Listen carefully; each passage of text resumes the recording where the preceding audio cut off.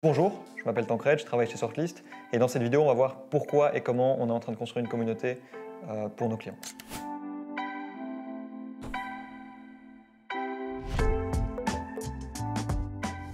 En fait, on a vu de plus en plus de boîtes construire des communautés avec succès et l'impact que ça avait pour elles. Donc aux États-Unis, par exemple The Hustle qui a été racheté par HubSpot. HubSpot a fait l'acquisition de The Hustle pour la communauté qu'il y avait derrière. Ici en France, tu as plein de boîtes qui ont des communautés et qui cartonnent en partie grâce à elle. On a par exemple Spendesk avec CFO Connect, qui est un super exemple de communauté de CFO, donc dédié à ce poste-là. Tu as Crème de la Crème, qui a une communauté de freelance. Ça, c'est deux exemples très connus. Et puis, tu as plein de boîtes américaines et des boîtes plus grosses qui ont aussi créé des communautés. On peut citer Lego, par exemple, qui a créé une communauté pour développer des produits. Et donc, tu as plein de boîtes comme ça différentes, actives dans plein d'industries différentes, qui se mettent à créer des communautés de clients. On a vu cette tendance et on s'est dit pourquoi pas essayer de faire la même chose pour Sortlist et pour les agences qui sont référencées sur notre plateforme. Et là, depuis 6 mois, je suis sur vraiment la construction de cette communauté d'agences. Et en fait, quand tu te penches sur le sujet, il y a plein d'avantages à construire une communauté. La première, ça va être de l'acquisition.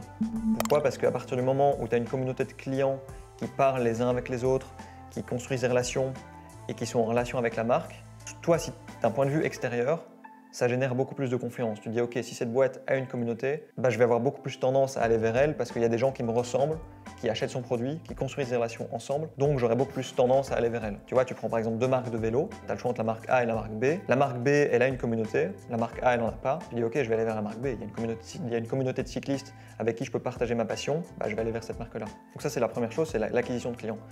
Le deuxième avantage que tu vas avoir, c'est de la fidélisation. Parce qu'à partir du moment où tu as un client qui rentre dans ta communauté, il a beaucoup moins d'intérêt à aller voir ailleurs, même si le prix sera moins cher chez le voisin. Il a construit des relations avec d'autres clients qui sont potentiellement devenus des amis. Donc en fait, le frein à changer de solution est beaucoup plus fort quand tu rentres dans une communauté. Donc tu peux fidéliser tes clients, ça c'est le deuxième avantage. Forcément, c'est un avantage concurrentiel puisque tu as un asset en plus par rapport à tes concurrents. Dans la vidéo précédente, on mentionnait la création d'un blog. Effectivement, la création d'un blog, c'est une barrière supplémentaire. Mais si tu mets les moyens, un blog, tu peux le dupliquer.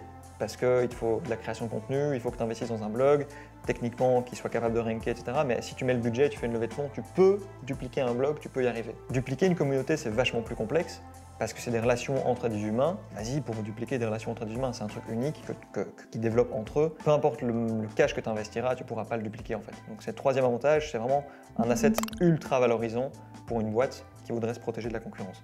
Ça, c'est vraiment les trois premiers avantages que tu peux avoir avec une communauté. Et après, une communauté peut te permettre d'atteindre plein d'objectifs différents. Pour donner un peu de contexte, une communauté, c'est quoi? Tu as une différence majeure entre l'audience et la communauté. Parce que tu as plein de boîtes qui disent, voilà, on a une audience, on a une communauté sur les réseaux sociaux, etc. Attention à bien faire la distinction. Audience et communauté, c'est pas la même chose. Une audience, tu as une marque qui va parler aux gens qui la composent, cette audience, mais les gens qui font partie de cette audience vont pas parler à la marque, mais ils vont pas spécialement parler les uns avec les autres. Une communauté, tu vas avoir des échanges dans plusieurs sens. La marque parle à sa communauté, aux gens qui la composent, les gens répondent, mais les gens ils construisent aussi des relations entre eux. Je mentionnais les différents objectifs que tu peux atteindre en créant ta communauté. Il y a un modèle qui est vachement utile à ce niveau-là, c'est le modèle Spaces de David Spinks. David Spinks, c'est un Américain qui est ultra précurseur dans tout ce qui est création de communauté et community building. Et donc en gros, il a développé ce modèle, Spaces, où chaque lettre fait référence à un objectif que tu peux atteindre avec ta communauté. Le premier, c'est le support. Donc tu peux créer une communauté pour alléger la charge de travail qui vient sur ton support client. Donc tu prends une boîte qui a un produit technique comme Asana ou Webflow. Tu vois, quand tu débutes sur Webflow, tu as plein de questions qui viennent. Comment je fais pour créer ma landing page? Comment je fais une top bar? Comment je fais pour ajouter des images? Comment je fais pour améliorer mon SEO quand je lance un site web avec Webflow? Bref, tu es susceptible d'avoir plein de questions qui peuvent venir inonder le support client de Webflow. Eux, en fait, ils ont un forum où tu peux poser ta question et puis tu as un autre utilisateur qui peut venir te répondre. Donc les gens peuvent s'entraider. Ça, c'est une communauté. Communauté support, les gens s'entraident par rapport à un produit technique. Ensuite, tu as un objectif produit. Donc deuxième lettre du modèle Spaces, tu peux créer ta communauté pour co-développer ton produit avec les membres qui vont acheter le produit final finalement. Super exemple à ce niveau-là, c'est Asphalt, marque de fringues que j'adore. En gros, eux, ils vont lancer des formulaires aux gens qui les suivent en leur disant quels sont les vêtements que vous voulez qu'on produise. Est-ce que si j'en produis une chemise d'été, un jean ou une paire de boots, ça vous tente? En fonction des réponses de la communauté, ils lancent la production ou non. Avant de lancer la production du vêtement, ils vont sonder leur communauté en leur disant ok, vous voulez qu'on vous produise un jean, c'est quoi qui vous saoule avec les jeans de la grande distribution? Comme ça, on sait quels sont les standards de qualité que le jean doit respecter. Donc, la taille du pantalon, la résistance du tissu, la couleur, tous ces éléments-là. Et en fonction de l'input de leur communauté, ils prennent ça en compte et ils créent le produit avec ces informations-là. Donc ça, c'est le deuxième objectif produit. Troisième objectif, ça va être l'acquisition. Comme je le mentionnais, en fait, ta communauté, ça génère de la preuve sociale et donc tu peux acquérir des clients beaucoup plus facilement grâce à ça. Quatrième objectif, ça va être la contribution, SPAC, donc C, ça va être la création de contenu. Donc en fait, on parlait de la création de contenu tout à l'heure avec la construction d'un blog. Le problème avec le contenu, non seulement il faut que tu trouves les idées, mais ça on a vu avec la recherche de mots-clés, mais tu dois produire ce contenu. En fait, la production de contenu, ça prend du temps, ça demande du budget, et tu n'as pas forcément tous les moyens en interne pour créer autant de contenu que tu as envie. Ta communauté, ça peut être un super moteur pour créer du contenu autour de ta marque. Donc ça, c'est le contenu.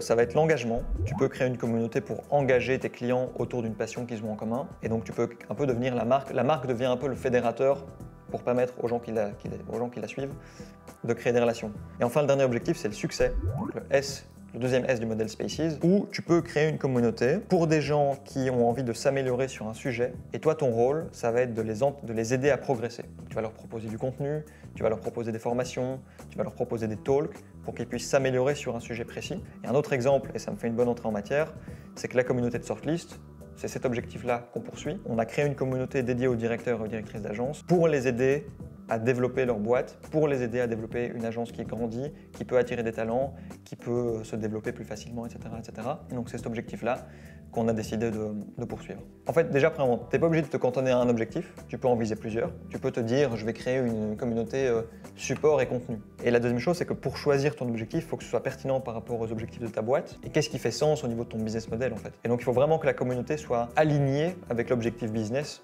que tu cherches à atteindre. Qu'est-ce qui va te permettre de faire du chiffre d'affaires à la fin de la journée. Donc ça, c'est vraiment la première étape, trouver tes premiers membres. Premier membre, tes premiers clients. La deuxième étape, à partir du moment où on a des membres qui veulent faire partie de la communauté, c'est trouver un espace où les rassembler. Comment est-ce qu'on va faire en sorte qu'ils puissent échanger les uns avec les autres et comment est-ce qu'on va faire en sorte que nous, on puisse leur communiquer aussi des éléments importants. Plusieurs plateformes qu'on peut utiliser. Facebook, il y a des groupes Facebook, ça marche très bien. D'ailleurs, Lemlist a sa communauté dessus. La Lemlist Family. Il y a WhatsApp qui fonctionne aussi. Le problème de WhatsApp, c'est que ça devient quand même rapidement bordélique. Tu as quand même beaucoup de notifications, tu peux pas structurer ta communication, tu as un seul channel, donc ça peut vite devenir bruyant. Et le risque, c'est que les gens coupent les notifications et à partir de là, tu les as perdus, quoi. Tu les vois plus jamais. Tu as des apps de messagerie spécialisées comme Discord, Slack, ça c'est très bien parce que tu peux créer un groupe privé, tu peux structurer ta communication en channel, tu peux créer des channels privés en fonction des sujets que tu veux aborder dans la communauté. Donc Slack et Discord, c'est très bien. Et puis quatrième possibilité, tu as des plateformes spécialisées comme Circle, Community, Melting Spot, une solution française. Donc ça, c'est la deuxième étape, choisir la plateforme sur laquelle tu vas hoster ton groupe. Et troisième étape, là, tu vas devoir te mettre en mode création de valeur. Donc il faut créer de la valeur pour les membres, hyper important d'apporter beaucoup de valeur. Moi, je le fais principalement par du contenu, parce que c'est le background que j'ai. J'étais content manager avant. Et donc, ce que je fais principalement, c'est que je produis du contenu pour les membres de ma communauté, sur des sujets qui sont pertinents pour eux et pour leur agence, pour les éduquer, pour les aider à grandir et pour leur aider à trouver de nouvelles idées. Et je co-crée du contenu avec eux pour les aider à se positionner sur des expertises qui font sens pour eux. Donc l'objectif va directement impacter la création de valeur que tu vas proposer à tes membres. Ouais, aujourd'hui, on a 60 personnes sur le Slack, donc on est passé de 3 à 60. C'était ma volonté de faire grossir ce groupe lentement, parce que comme je le dis, en fait, tu dois avoir un noyau dur au début. Et pour moi, c'était crucial de connaître chacun des membres qui sont dans le groupe. Donc les 60 personnes qui sont dans le Slack, j'ai fait des calls avec eux, un par un. Je les connais, je sais quelle est leur agence. Et en fait, pour moi, c'est une communauté, c'est quand tu connais les gens qui sont dedans et quand les gens se connaissent entre eux aussi. Maintenant, ce qu'on va faire, c'est qu'on va progressivement ouvrir les vannes parce qu'on a une communauté qui commence à gagner en maturité, on a des processus qui sont bien rodés, on a une création de valeur qui fait sens, on a un programme communautaire qui est bien établi. Et donc maintenant, c'est logique pour nous d'ouvrir les vannes et d'avoir 200, 300, 400 personnes qui rejoignent. Mais au tout début, en tout cas, on a voulu aller lentement et prendre notre temps pour créer un groupe bien stable et bien dur. Que ce soit Slack, Facebook ou n'importe quelle autre plateforme, le but principal, c'est que tes membres puissent communiquer les uns avec les autres et que tu puisses leur communiquer des informations. Donc nous, ce qu'on va faire, c'est qu'on va leur communiquer les informations par rapport aux événements qu'on organise pour eux. Soyez là à telle date, à telle heure pour apprendre tel sujet. On va leur partager du contenu toutes les semaines. Donc on fait de la curation de contenu externe. Voilà, moi je fais une curation. Toutes les semaines, je leur partage 5 ressources qui peuvent être intéressantes pour eux. Et on va aussi leur partager le contenu qu'on co-crée avec eux pour qu'ils puissent un peu voir les résultats et l'impact que ça a eu pour les membres qui ont participé à la co-création. Donc ça, c'est vraiment ce qui se passe sur Slack, c'est création de relations, annonces par rapport à nos événements et par rapport à notre contenu. Ça, c'est pour Slack. Et au-delà de ça, j'ai aussi créé un espace sur Notion où je centralise tout le contenu qu'on va produire pour nos membres. Donc typiquement, on va avoir le replay de tous nos webinars. Donc en fait, on fait des webinars sur Google Meet où on va aborder des sujets qui font sens pour les membres de notre communauté. Donc typiquement, on a reçu Mathieu Stéphanie qui est venu expliquer pourquoi lui, en tant que directeur d'agence de Cosa Vostra, il a lancé son podcast qui s'appelle Génération Do It Yourself. J'imagine que les gens qui suivent Behind the Skills connaissent, mais au cas où, Génération Do It Yourself, c'est le plus gros podcast français, francophone. Il fait en tout, avec les autres podcasts qui appartiennent au label de Mathieu Stéphanie, 500 000 écoutes par mois. Et Mathieu, à la base, est le dirigeant d'une agence digitale. Donc ce qu'il est venu expliquer, c'est comment son podcast a eu un impact sur son agence. Donc du coup, ça c'est un premier exemple. Deuxième exemple, on a aussi reçu Théo Lyon. Donc ça c'est un deuxième exemple. Et donc encore une fois, hyper intéressant. On a un directeur d'agence qui a vachement bien réussi et qui réussit encore vachement bien, qui explique aux autres directeurs d'agence qui sont dans la communauté ce qu'il fait et ce qu'il met en place. Ça en général, c'est en live sur Google Meet, mais c'est disponible en replay. Donc on a une librairie de contenu ici. Et si jamais nos membres ne veulent pas se taper un replay, ils peuvent lire un résumé écrit. Donc typiquement, je mentionnais l'exemple de Théo. Ici, tu as un résumé écrit de tout ce qu'il a partagé pendant le call, avec une structure des notes et les conseils qui sont résumés. Donc ça ensuite, c'est dans la librairie de contenu, et ce que je fais, c'est que je partage dans le Slack et je le pousse aux membres qui n'ont pas pu être présents pendant le live. Au-delà de ça, on a aussi de la curation de contenu. Donc une fois par semaine, je partage 5 ressources qui peuvent leur apporter de la valeur, que ce soit des threads sur Twitter, des posts LinkedIn, des vidéos, des podcasts, des articles ou des outils. Et tout ça est rassemblé ici sur le Notion. Donc typiquement, si tu vas dans les threads, tu peux trouver tous les threads Twitter que j'aurais partagés. Donc une liste d'outils marketing, 8 fonctions puissantes pour doper son usage de Google Sheet, 10 ressources pour construire une stratégie marketing, 20 des choses les plus intelligentes qui ont été prononcées. Bref, il y a plein d'inspirations. Et toutes les semaines, cette librairie de contenu, elle s'enrichit. Donc ça, c'est vraiment l'aspect production de contenu. Et donc ensuite, le deuxième aspect, ça va être de la co-création de contenu. Et donc l'idée, ça va être de donner la parole aux membres de la communauté pour qu'ils puissent s'exprimer sur des sujets pertinents par rapport à leur agence. Et ici, j'ai 2 formats. J'ai l'outline et les masterclass. Donc l'outline, c'est un podcast où chaque épisode va répondre à une question et tu vas avoir les réponses de plusieurs directeurs et directrices d'agence dans l'épisode. Donc typiquement, je peux te montrer ici sur Spotify, la question ça va être, tu veux développer une mobile app, c'est quoi les étapes à suivre? Et dedans, tu as la réponse de Make Different, Labiz et Innovative Solutions, 3 agences différentes qui sont pertinentes sur le sujet. Et ce qui est bien, c'est que toi en tant qu'entreprise, si tu te poses la question, comment je fais pour développer une mobile app, tu as l'avis de 3 experts différents. Donc tu écoutes un podcast, tu as l'avis de 3 directeurs d'agences différents et tu peux te faire un avis sur le sujet. Et donc ça, c'est un podcast qui est bimensuel, 2 épisodes par mois, avec chaque fois des agences différentes et des sujets différents qu'on aborde, avec chaque fois plusieurs agences qui s'expriment sur une question bien particulière. Donc ça, c'est sur Spotify et ensuite, c'est recyclé en PDF et partagé sur LinkedIn pour un peu les mettre en avant aussi sur ce réseau social-là. Et alors, deuxième type de contenu qu'on va co-créer avec eux, c'est des masterclass. Donc là, typiquement, on va aller en live sur YouTube et sur LinkedIn pour faire la même chose, mettre 2 agences en confrontation, si je peux dire, et leur permettre de s'exprimer sur des sujets qui font sens pour eux. Donc l'idée, c'est toujours la même chose, c'est mettre en avant les membres et leur permettre de s'exprimer sur des sujets qui font sens pour eux, pour qu'ils puissent derrière potentiellement attirer des clients et faire grossir leur agence, avoir des opportunités de projets. Tu vois ici, on a un live avec Sydney et Camille. Il y a 33 personnes qui ont vu le truc, qui ont mis un like. Et si on regarde les chiffres, on est à 1500 impressions, 795 vues. Voilà, donc c'est pas mal, tu vois, 795 vues, tu as 800 personnes qui ont vu le live. Eux, ils sont venus, ils ont discuté pendant 1 heure d'un sujet qui est intéressant pour eux. Voilà, ça leur apporte de la valeur.